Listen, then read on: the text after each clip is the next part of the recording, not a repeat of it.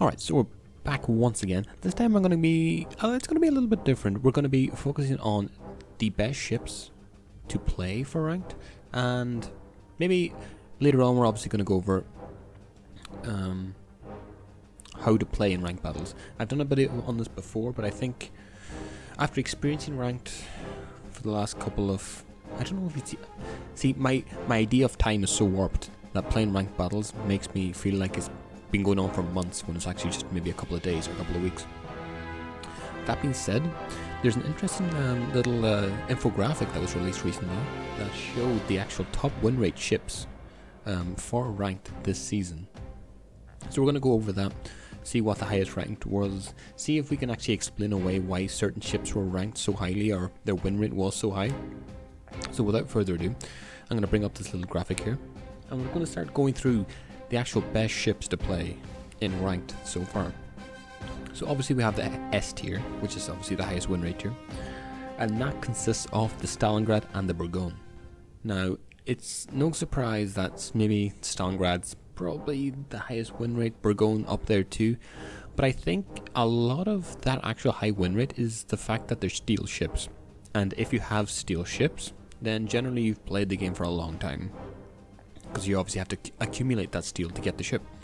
So you've played several ranked seasons, you're probably pretty decent at the game if you've struggled along that long to actually get the steel to get the ships.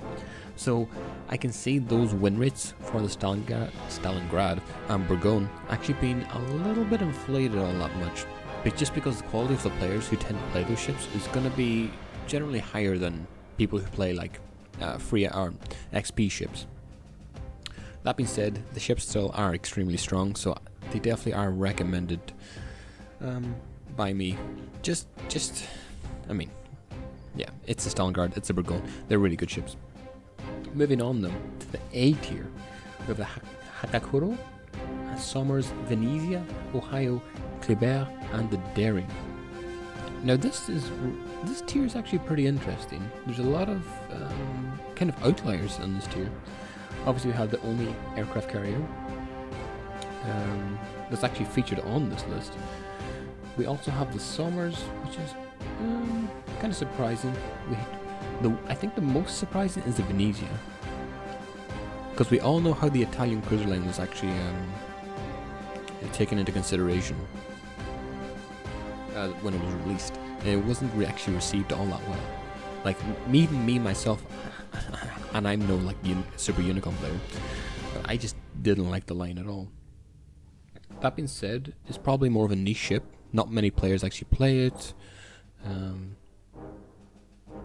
again, the line was released really recently, so if you're able to grind all those tiers that quickly, then generally you probably would be a better than average player. That being said, we do have things like the Kleber, the Daring. Generally these are like really top tier DDs, so it's not actually all that surprising that they're on the list. Ohio, again, Research Bureau. You're going to have players who are playing it for a really long time, or playing the game for a really long time to actually get that ship, so that's going to be a little bit inflated. And an aircraft carrier is the most disgusting thing in the game, so that's moving on to B tier. We have only the Kremlin, which is honestly, I don't know what to make of that actually. I don't actually know what to make of that, because of the fact that, well, obviously the Kremlin is extremely strong tier 10 BB. Probably one of the strongest, if not the strongest.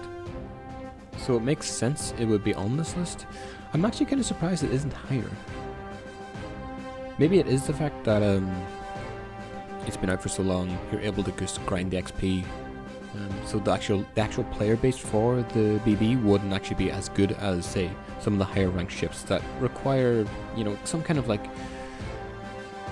Comparing the Burgoyne to the Kremlin, maybe the ships aren't all that fundamentally different in terms of like strength. It's just the player base that alters the win rates. So yeah, kind of surprising to see the Kremlin at B tier, but after thinking about it for a little while, it kind of makes a little bit more sense. And now we move on to C tier. This is where cruisers go to die.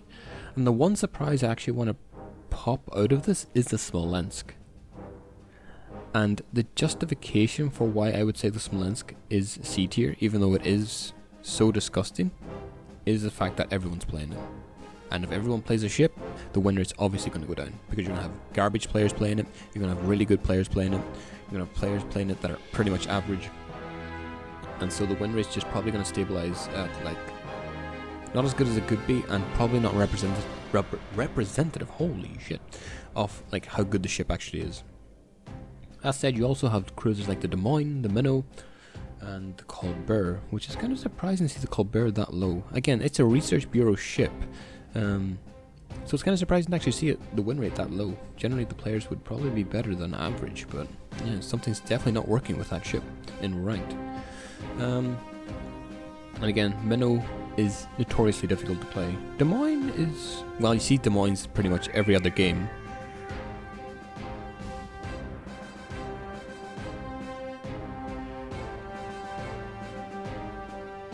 Well, you see Des Moines pretty much every other game, so it's not actually all that surprising that they're probably in C tier. So that's pretty much passable. Now if we move on to D tier, this is where I was actually kind of shocked to see the Thunder and the Z52 this low in terms of win rate. Generally the Thunder would be basically an upgraded version of the Conqueror. Now that being said, I've played a lot of the Thunder this ranked season. And I've recently started playing the Conqueror, and surprisingly enough, even though I think overall the Thunder is a better ship than the Conqueror, I think the Conqueror does so much better in ranked. Honestly, it's night and day difference. So that might explain that to an extent, but again, it's still pretty surprising for me that such a good, accurate BB isn't actually doing all that well in terms of win rate. That being said, the final ship is Z52. Now, bear in mind, I really don't know this ship all that well, and I don't want to comment too much on its effectiveness, because again, I don't have all that much to go off. But again, I would rate the Colbert and the Daring as just more useful, or just stronger DDs overall, and that's generally the only justification I can give for why the Z52 is at D tier, and the Colbert and the Daring are at A tier. So yeah, that's kind of the list, that's kind of the win rates. Maybe I give a little bit of a justification as to why certain things are higher tier, certain things are lower tier. So keep that in mind. Just don't follow this list religiously thinking, I must play the Bourgogne, I must play the Bourgogne. Sure, it's a strong ship, but the actual stats here are kind of, they don't tell the full story, so keep that in mind when you're thinking of ships to play.